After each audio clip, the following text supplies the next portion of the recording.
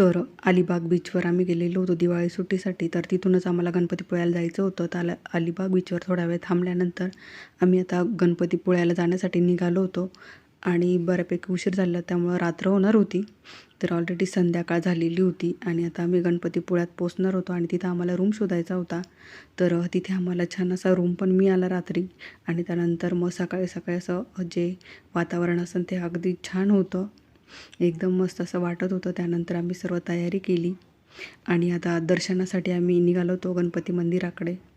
तर इथे ना सकाळी गर्दी कमी असते. तर मिस्टर, आम्ही, भूमी, तर आता आम्ही मंदिराकडे निघालेलो होतो आणि मंदिर पण जवळच पार्किंग केलेली होती गाडी, त्यामुळे मग मंदिराचं आहे जी कामण असते ना ती दिसत होती. तर आता पुढे म्हणजे सकाळ असल्यामुळं थोडीफार गर्दी कमी होती, पण हीच गर्दी आता नंतर 12 म्हणजे 9-10 वाजेनंतर भरपूर अशी होते. आणि त्यानंतर मग इथं छान असं गणपतीचं दर्शन घेतलं आणि इथं बाहेर आलेलो होतो आणि इथूनच मोठा असा गणपतीपुळ्याचा समुद्र म्हणतात तो दिसतो. तर छान असे फोटो वगैरे काढले